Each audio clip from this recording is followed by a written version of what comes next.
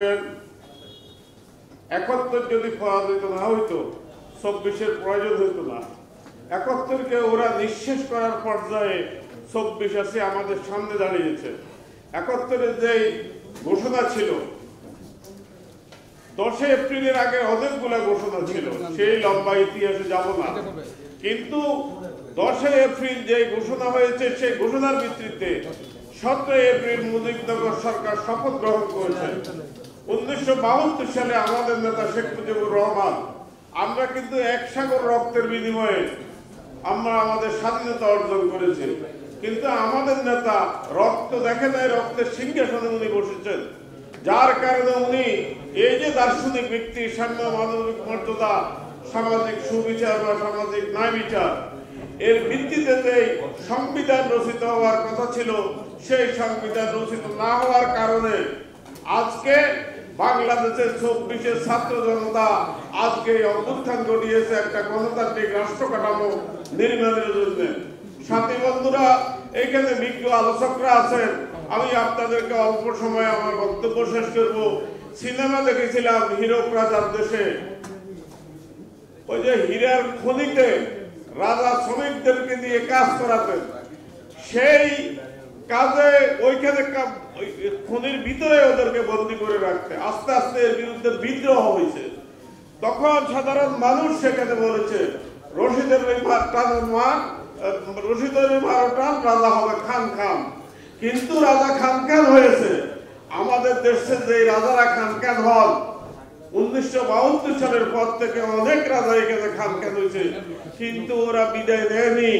ওরা কেউ বিদেশে আশ্রয় দিয়েছে, কেউ বাংলাদেশের মতো দেশে 5 স্টার হোটেলের স্ট্যান্ডার্ডে একটা মানে কারাগারে ওনারা দিন যাপন করেছে। পরবর্তীকালে ওই পুরানো রাষ্ট্রশক্তি, যে রাষ্ট্রশক্তি ব্রিটিশ পাকিস্তানি কায়দায় রাষ্ট্রটা চলেছিল গত 54 বছর, সেই একই কায়দায় রাষ্ট্রটা চলতে চলতে ওই ব্যবস্থায় আর চলা সম্ভব ছিল না বলে এখানে একটি গণতান্ত্রিক রাজনৈতিক ব্যবস্থা কায়েমের লক্ষ্য নিয়ে এখানে ছাত্র, শ্রমিক, কৃষক জনতা ঐক্যবদ্ধভাবে অকাতরে জীবন দান করে সেই জায়গাটাকে ধরিয়ে দিয়েছে। কিন্তু স্বৈরাচার এখান থেকে বিদায় হয়েছে। স্বৈরাচার মানে শেখ হাসিনা, খালেদা জিয়া, এরশাদ কেউই না, স্বৈরাচার হলো মূল ব্যবস্থা। এখন আমরা অনেকেই নির্বাচন আমরা চাই না এমন কোনো কথা নয়, আমরাও নির্বাচন চাই। দৃশ্যমান একটা নির্বাচন সংস্কার হবে, যেই সংস্কারের মধ্য দিয়ে আজকে এখানে আমাদের প্রস্তাবনায় আছে আরো রাজনৈতিক দল একই কথা বলছেন।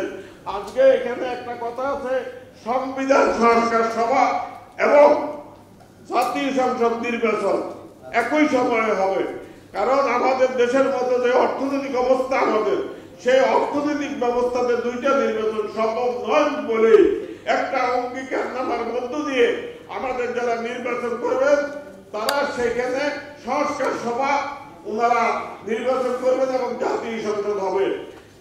আমাদের বক্তব্য পরিষ্কার, আমরা নির্বাচন চাই, আমরা সংস্কারও চাই, কিন্তু উইদাউট সংস্কার যদি আপনারা লক্ষ্য করেন, এদেশে 1000 এমপি এক রাত্রে দেশ ছেলে পালন করেছে, বউ বাচ্চা সব দিয়ে, এই নির্বাচন করে লাভ হবে কি?